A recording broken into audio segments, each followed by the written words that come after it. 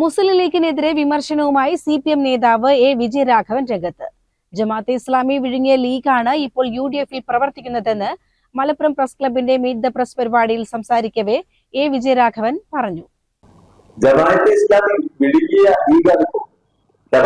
ജമാഅത്തെ ഇസ്ലാമി വിഴുങ്ങിയ ലീഗിനെ ആണ് നമ്മൾ കാണുന്നത്. അപ്പോ ലീഗുടെ UDF കോൺഗ്രസിന്റെ കൂടെ welfare party, Congress league welfare party എന്ന് പറയുന്ന ഒരു സമന്വയം രാഷ്ട്രീയത്തിൽ രൂപപ്പെടുത്തി എടുത്തു വച്ചിരിക്കുന്നു. ഇത് ആർക്കൊക്കെ ഗുണം ചെയ്യും?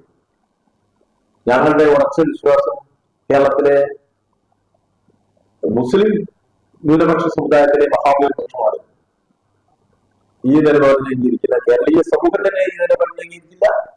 മത ന്യൂനപക്ഷ വിഭാഗത്തിലെ മഹാഭൂരിപക്ഷം ആളുകളും ഈ അപകടകരമായ രാഷ്ട്രീയ സഖ്യത്തെ നിരാകരിക്കും. ആ അപകടകരമായ രാഷ്ട്രീയ സഖ്യത്തെ നിരാകരിക്കുന്ന ഒരു തെരഞ്ഞെടുപ്പായിരിക്കും ഈ ഇത്തവണത്തെ തദ്ദേശ സ്വയംഭരണ സ്ഥാപനങ്ങളിലേക്ക് കടക്കുന്നത്.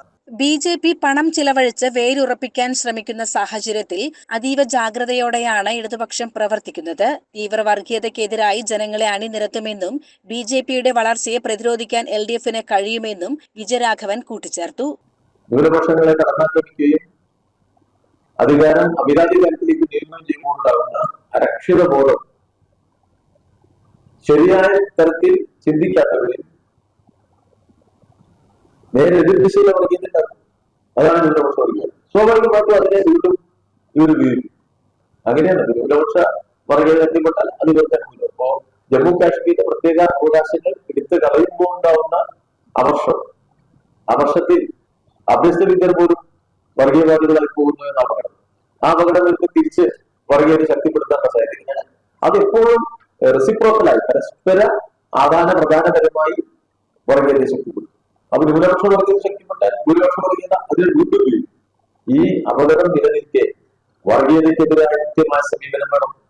ഇവിടെ എന്താ സംഭവിച്ചത്?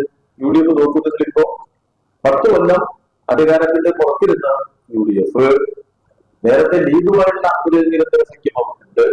ഇപ്പൊ അതിനെ കുറെ കൂടി എക്സ്റ്റെൻഡ് ചെയ്ത് ഇവിടെ ജമാഅത്തെ ഇസ്ലാമി, അതിന്റെ വെൽഫെയർ പാർട്ടി എന്നൊക്കെ പറയുന്ന അതിന്റെ രാഷ്ട്രീയ സംവിധാനങ്ങളുമായി കൂടി കട്ടിയേർന്നിരിക്കും.